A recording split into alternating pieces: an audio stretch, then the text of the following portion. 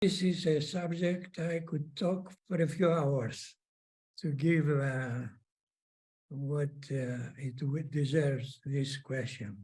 This Yes. is very serious issue for today, actually, for our societies. It's not a good sign for the future of humanity. You see, why I say this? Because we come in this world and we are alone. You are an individual, but we never feel completeness. We never feel absolutely complete and full of energy and love and all positive feelings that will make us happy. And it doesn't matter whether we marry or we don't marry, whether we have a partner or not a partner. But actually what I have found out in having listened to so many people about their lives and what happened and all that, I have come to the conclusion that this isolation with which we are born and we come in this, it can be counteracted by a companion. But in order to happen this, it needs certain parameters to be fulfilled. Now, which are these parameters? It's a long issue, of course. What happens? I would say from this experience that what can connect really two people are feelings, erotic feelings, in distinction from sexual feelings. So what actually can connect the two people is the love and the admiration and the appreciation of another person whom we trust completely, and we give out our adoration, our love. So in order to feel the completeness, you need to fall in love. But really fall in love, not as a physical attraction only. This includes, but there is a time when this should be practiced, the physical attraction. But at this moment, the physical attraction and the sexuality has taken the place of the erotic feelings, has taken the place of these romantic feelings that develop between two personalities, where they should merge completely one to another. And this is possible only in case you are falling in love, really. This is the only time that the ego goes and takes a second place, is not the absolute importance for each one of us. We try different, once we have failed to find a companion and to have a complete erotic life, etc. And once we have tried it several times and it has failed and divorces are happening, etc., etc. So once we have failed in this search for completeness, then we try to find a substitute, something to replace this. There are different ways that different people are taking in order to substitute these feelings of incompleteness. They start a search. What will get me out of misery? What will get me out of depression, of loneliness, and then there are coming different possibilities, starting with the psychologist, and then the gurus, and then the different yoga postures, and the different meditations. All these are replacement for something that has been given to us as a possibility and as a charisma to be able to fall in love with each other. But the question is why this does not happen, or why this happens very few times in the whole world. The whole world, the couples who are living a complete life emotionally, mentally, and spiritually are very few. And all they are seeking changes and new experiences. And then all this becomes running behind different ideas in different functions, in different societies, different groups, etc., to give our self in order to feel what we are missing, which is the completeness. So all these young people of today are caught in this kind of inquiring and this kind of effort to get out of suffering, out of pain, and at the same time enjoy myself as much as possible. So they fall into the trap of following exactly what is going to make them unhappy with the rest of their lives. So people will say, I will not marry. But why I will not marry? Because has never fallen in love, has never fallen to that state to taste the bliss, the happiness, the completeness when you have a partner who understands you, who wants to exchange with you feelings, ideas, knowledge, etc.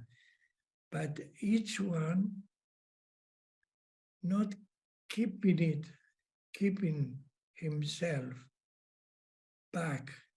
He says, I will make a concession and I will give you so much of myself. So those who can really let it go once they find the correct companion, today are very few. Now, why they are very few? Since the natural thing and the best thing would be to find such a companion. Why it's so difficult to find such a suitable companion? The reason is that the experience, which starts quite early in the search for a companion, 12, 13, 14-year-old men, boys and girls, they start searching to find a companion. And the absolutely harmonious thing will be each one to find his own companion, her own companion, where they can say, this is the man I want to marry, to live together the rest of my life. This is a decision which is taken today most of the times logically. You know, he's a good boy, he has a good position, etc. She's a good girl, she's not very, when a girl is not is easygoing, then changing partners. If one wants to marry some girl or some boy, one of the first things that they calculate is how far I can trust the other person. So once this starts, this thinking starts, the whole thing is lost. The magic which has been given to the humans to fall in love and feel under this magic, to feel the extreme feelings of the other person who says, I could sacrifice my life for you, which means I can give up my ego. So this very dangerous thing, which is falling in love, it is the only thing that can get you out of the problem. So these young girls, boys, etc., they never think in this way. They feel, I like him, okay, I go out with him 1, 2, 3 times, 5 times, then we kiss, and then we pet in each other, and then I don't like you anymore. This attitude, that means non-controlling until you come at an age where you can decide really that this person is the correct person for you. They don't wait until they come to the 19, 20, 21, when each one is more mature than 16, 15, etc., when they start having sexual relations, etc. So the new generation has fallen into this trap that keeps them isolated and never been able to allow themselves to fall in love. Of course, in order to fall in love with the right person, as we said, is very rare. It's very rare. I have here a lot, some stories, not a lot of stories, where people, they say, I saw this girl and I went and told her I want to marry you, just by seeing, which is crazy, but this is a deep feeling of recognizing the partner, recognizing the other pole, the dipole. In spiritual circles, this is called a dipole, which then can come together for a certain spiritual purpose,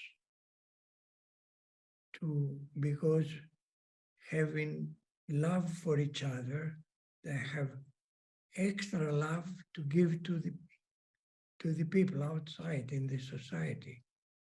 And if they have other charismas, they can do a lot of other things as well. So these people are those who attract and others, and they enlighten the society which is around them. This young generation, which is exposed to all atrocities, to all kinds of aggressiveness, to all kinds of criminal actions, because they are scared. What is this world I came to? And when a girl whom I am in love, one day suddenly she says, I don't want to live with you anymore. Goodbye. This kind of phenomena is quite frequent today. They just say, I cannot live with you anymore. I don't love you. I don't feel anything for you. But all these years, what happened? It was only playing on a plane, on a level which is the level of, in India they call it Maya, a level of illusions. But how one can get out of illusions? What predisposition has to do a lot with this.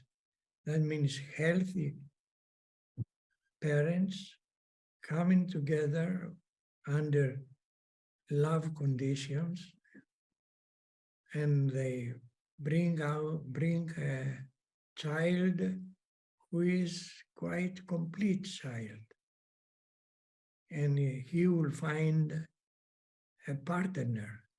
The more healthy one is, but healthy not only physically, but mentally, emotionally, spiritually, then such a person can find a partner that is suitable for him, and he will be allowed to recognize this person. You see, after humanity, after going through this extreme aggression, which is going at the moment and it's coming, they will realize the futility of hatred each other, that it leads to nowhere. And the realization there will come to the people that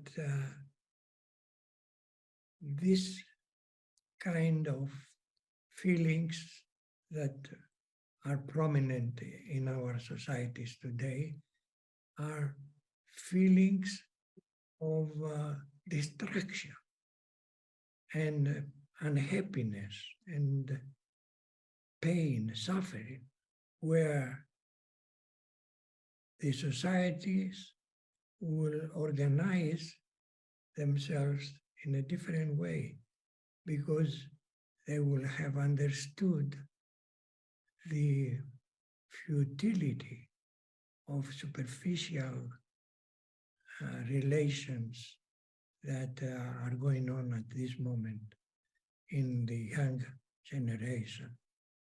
The young generation actually is brought up with music which is terrible. Bum, bum, bum, bum, bum, bum, bum, bum, bum, bum. Just bum, bum, bum, bum. You hear the music, the children are going and going crazy. And there's a rhythmic tone which is addressing the lowest feelings and needs of the individual. I gave the general idea how young generations should wait until you are 19, 20, 21. Then you're looking for the partner. Then, but you see, when you are primary school, the young boys and girls, I like Jack and I like Lenny, and they play, and they feel that this is something that they can proceed to do further action, which is the grown-ups are doing. So anyhow, I am not able to give all the ideas in a nutshell, which are involved in what I say. So I hope that the students will take it as a hint for thought, and then we'll see what happens further.